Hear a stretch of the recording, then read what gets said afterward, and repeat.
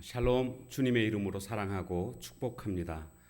오늘 우리가 함께 나눌 말씀 본문은 열왕기상 9장 1절에서 9절까지 말씀입니다.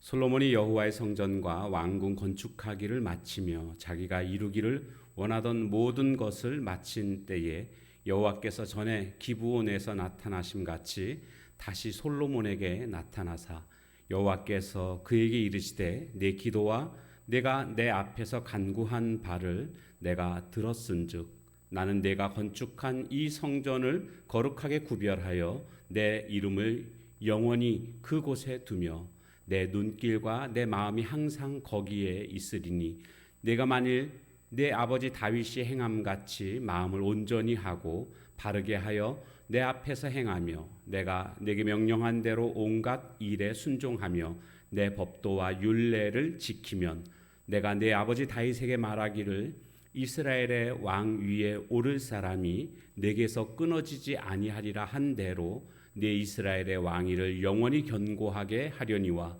만일 너희나 너희의 자손이 아주 돌아서서 나를 따르지 아니하며 내가 너희 앞에 둔 나의 계명과 법도를 지키지 아니하고 가서 다른 신을 섬겨 그것을 경배하면 내가 이스라엘을 내가 그들에게 준 땅에서 끊어버릴 것이요 내 이름을 위하여 내가 거룩하게 구별한 이 성전이라도 내 앞에서 던져버리리니 이스라엘은 모든 민족 가운데에서 속담거리와 이야기거리가 될 것이며 이 성전이 높을지라도 지나가는 자마다 놀라며 비웃어 이르되 여호와께서 무슨 까닭으로 이 땅과 이 성전에 이같이 행하셨는고 하면 대답하기를 그들이 그들의 조상들을 애굽 땅에서 인도하여 내신 그들의 하나님 여호와를 버리고 다른 신을 따라가서 그를 경배하며 섬김으로 여호와께서 이 모든 재앙을 그들에게 내리심이라 하리라 하셨더라. 아멘.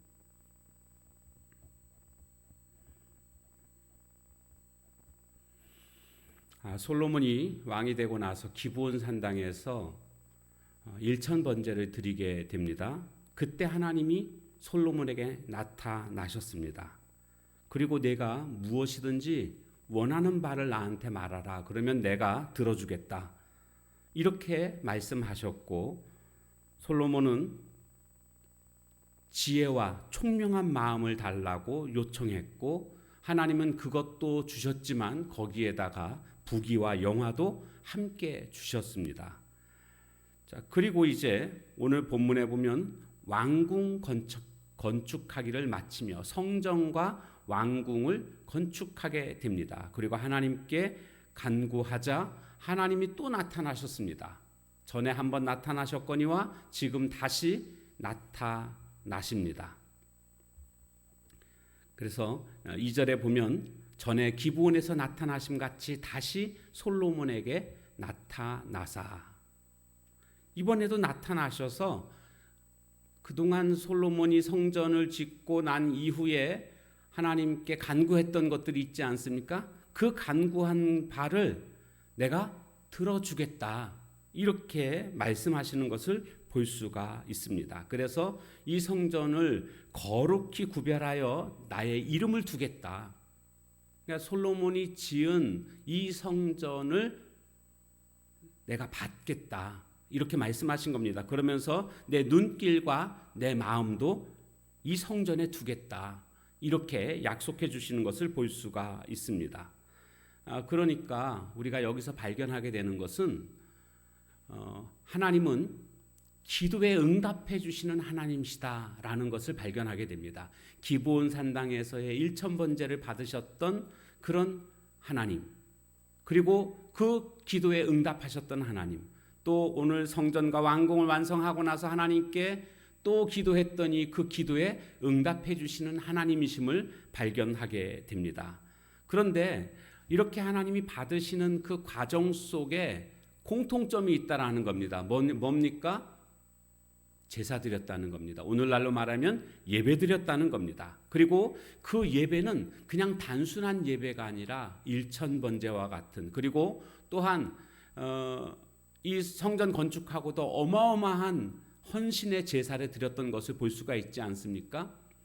그만큼 헌신을 동반한 예배 가운데 하나님은 기뻐하셨고 그것을 받으셨고 그리고 그 간구에 응답해 주셨다라는 것입니다. 이 원리는 동일합니다. 오늘 우리도 똑같습니다. 하나님 앞에 헌신을 동반한 이와 같은 예배를 하나님께 드릴 때에 하나님은 그 예배를 기뻐 받으시고 그 간구하는 바를 응답하신다라는 것은 동일한 원리라고 말할 수가 있습니다.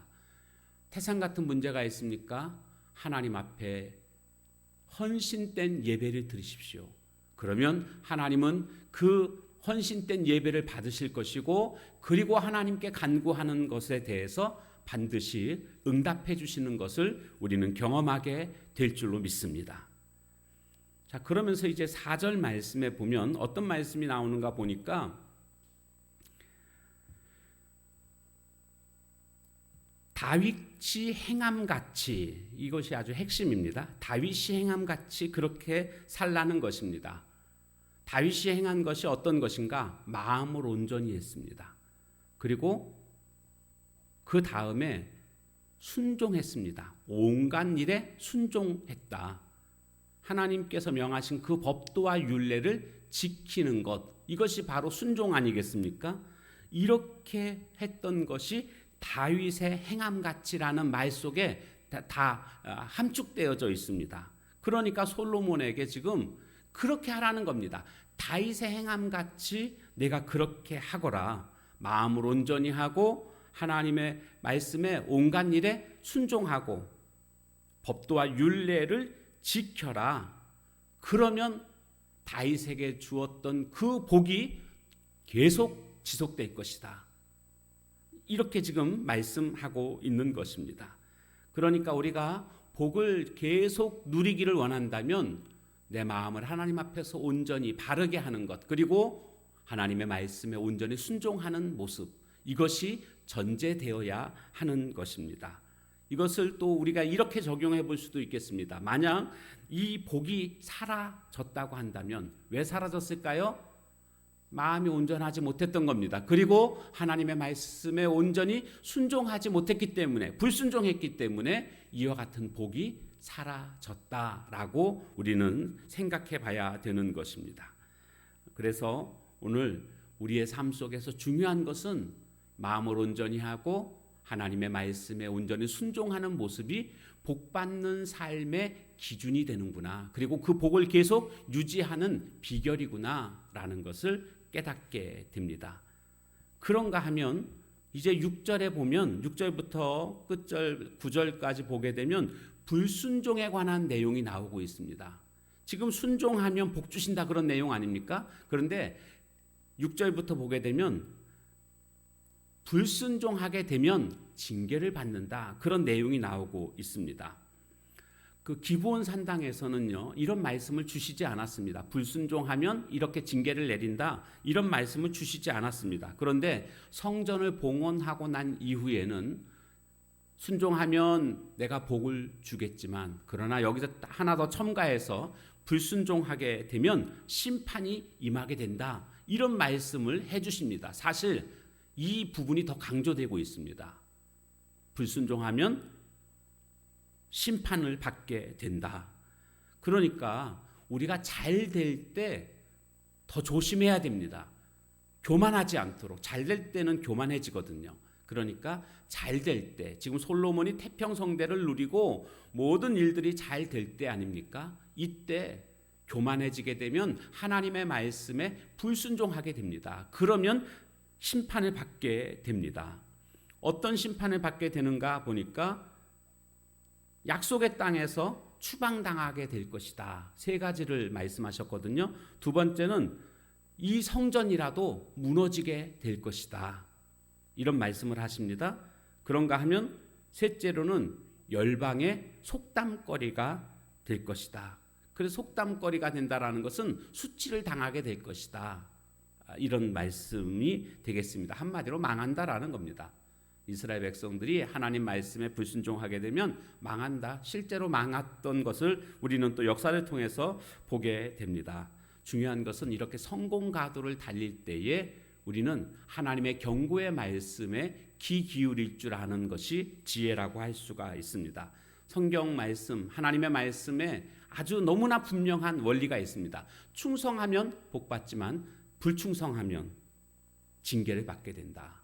순종하면 복이지만 불순종하면 그것은 심판을 받게 된다. 이것이 성경에 너무나 단순하지만 그러면서 너무도 분명한 원리라고 할 수가 있습니다. 오늘 말씀을 통해서 우리 모두가 하나님이 나에게 주시는 말씀대로 순종하고자 애쓰는 이유가 바로 여기에 있습니다. 오늘 하루를 살아가시면서도 하나님의 말씀대로 순종하며 살아가는, 그래서 복을 누리는 삶이 되시길 주님의 이름으로 축복합니다. 찬양하겠습니다.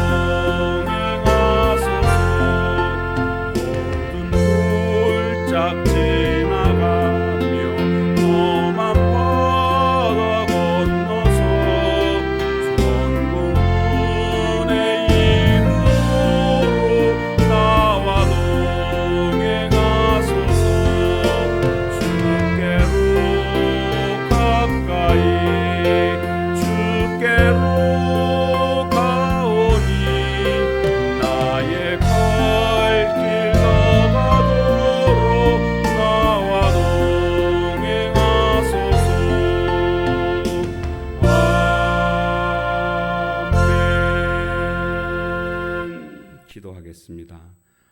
우리 하나님은 우리의 기도에 신실하게 응답해 주시는 하나님이심을 믿습니다. 일천번제 후에 기도에 응답해 주셨고 성전 봉헌 후에 또 응답해 주시는, 그래서 오늘날도 우리가 하나님 앞에 헌신된 예배를 드리며 하나님께 간구할 때에 하나님은 여전히 응답하시는 하나님이신 줄로 믿습니다. 어려운 일이, 힘든 일이 있다고 포기할 것이 아니라 하나님께 헌신과 예배를 통해서 하나님께 간구함으로 하나님의 응답을 받는 삶이 되게 하옵소서. 그런가 하면 순종할 때에 하나님은 복 주시는 하나님이심을 우리가 또한 보게 되었습니다. 다윗의 행함같이 마음을 온전히 하고 온갖 일에 순종하게 되면 하나님은 그대로 그 순종을 보시고 하나님은 복 주시는 줄로 믿습니다. 결국 우리가 복받는 그 기준은 내가 다윗처럼 하나님의 말씀에 얼마나 순종하고 있느냐가 기준이 되는 것을 깨닫게 되었습니다. 주님, 오늘 우리가 하나님의 말씀을 생명처럼 여기고 말씀에 온전히 순종하는 삶을 살게 하옵소서. 또한 반면에 불순종하게 될 때에는 심판받게 되는 것을 또한 말씀해 주신 것을 우리가 보게 되었습니다. 내가 혹시나 하나님의 말씀 앞에 불순종하고 있는 그런 부분들이 있지 않나 돌아보는 지혜가 있게 해주시고 교만하지 않도록 늘 하나님의 말씀 앞에 여전히 순종하는 삶으로 나아가는 저희들 되게 하옵소서. 예수님의 이름으로 감사하며 간절히 기도하옵나이다. 아멘. 주신 말씀 붙들고 기도하는 시간을 가지시기를 바랍니다.